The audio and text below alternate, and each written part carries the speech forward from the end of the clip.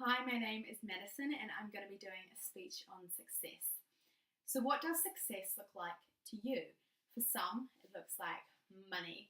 For others, it looks like family and friends. And still, for some, it looks like certificates and achievements. The Merriam-Webster Dictionary defines it as the fact of getting or achieving wealth, respect, or fame, but it can look like a wide range of outcomes depending on the individual and the circumstance. Fastening yourself to a value or cause that you are passionate about and enduring a range of trials pertaining to your decision not to abandon it is an example of a sincere accomplishment. The triumph is not always in the result, it is often in the resilience and the valuable lessons that are gained through the entire process.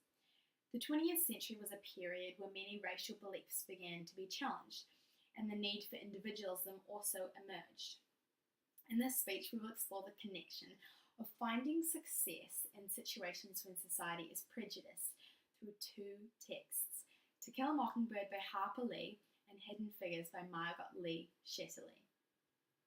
Atticus, a small-town lawyer, demonstrates the power of defining your values and being righteously indignant about a belief you have.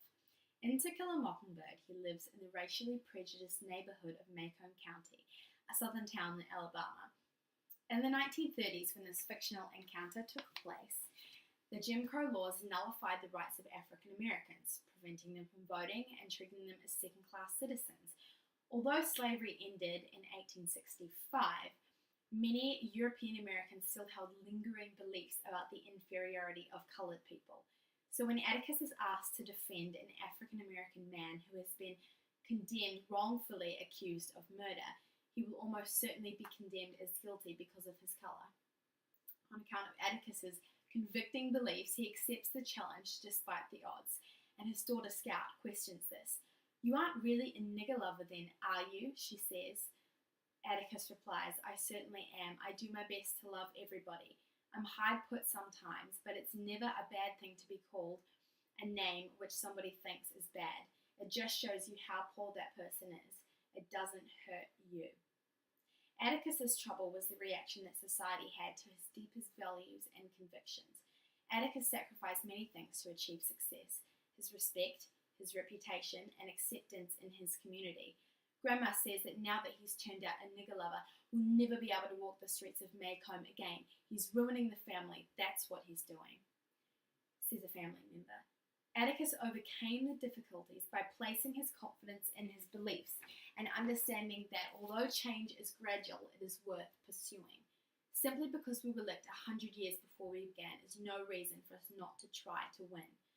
Throughout the book, it shows us that success for Atticus didn't look like popularity, as almost all of society was against his beliefs, and it didn't look like professional success either, as he lost the court case. Success looked like causing those stuck in traditional ways of racism to stop and consider their behavior, because although segregation didn't end until 1964, the fact that the jury even considered Tom innocent was a personal success that foreshadowed the change that would later take place. Success was also being a role model for his children, as he explains his reasons. "If I didn't, I couldn't hold my head up in this town. I couldn't represent this county in legislature, and I couldn't tell you or Jen not to do something ever again." Another gifted individual, NASA mathematician and physicist Katherine G. Johnson, also endured rejection as an African American woman working in the 1960s. Her challenge was that society rejected her because of the color of her skin, and it meant that she had less liberty than others. In Hidden Figures, NASA hired Catherine, along with a team of women, to calculate the figures for the launch and re-entry of a spacecraft as part of the space race against Russia. Catherine was quickly promoted to be a part of the senior team as her gifting and remarkable aptitude for numbers was recognized. However, the team was quick to make known the traditional ways of segregation, such as drinking from a different coffee pot and excluding her from using the white bathrooms. The chief engineer is quoted saying, "Despite what you may think, I have nothing against you all." A woman replies, I know you probably believe that." The director shows us the blindness that society had to the injustices that were daily being carried out through their words and through their actions. Even towards those such as Catherine, they serve with diligence and obvious talent. And then with many of the other characters mentioned, Catherine persevered. Their skin, their gender, their economic status, none of those were acceptable excuses for not giving the fullest rein to their ambitions and imaginations. Catherine confronts the chief one day when he asks her, "You're never where I need you to be. Where the hell do you go every day?" The room is silent as she furiously replies, "There are no coloured bathrooms in this building or any building outside the West Campus, which is half a mile away. Did you know that? I have to walk to Timbuktu just to relieve myself. And I can't use one of the handy bikes. Picture that, Mr. Harrison. My uniform, skirt below the knees, and my high heels. I work like a dog, day and night, living on coffee from a pot that none of you want to touch. So excuse me if I have to go to the restroom a few times a day." Her confrontation was similar to many conversations that started happening in the 1960s. The civil rights movement began, and Martin Luther King Jr. gave his famous speech in 1963.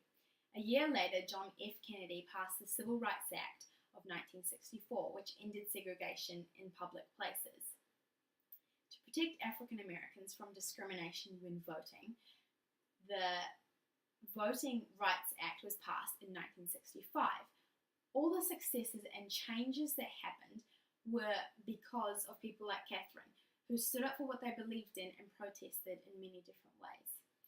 Catherine illustrated the need that humans have for approval from surrounding community, whether it's our friends, our family, or our parents. Being rejected by any of these groups provides a significant setback in our personal and professional lives. However, it supplies an opportunity for growth, and it forces us to define who we are and what we value without the input of others. For many would argue that it is criticism that makes us stronger, not constant praise. It was Dolly Parton that said, "Storms make trees take deeper roots." Through her own struggle and observing the struggle of the women around her, Catherine was able to define what she believed in, that African Americans and women should be treated as equals. Separate and equal are two different things. Just because it's the way doesn't make it right, understand, she says. The rejection that we face as children or adults can discourage us and cause us to question whether we are worthy or capable of achieving success. Every individual has to go through imperfect circumstances, but the real success comes with how we respond to those circumstances. You have a choice, whether this struggle will define you or whether you will rise up as the sun does every morning and define yourself. Thank you.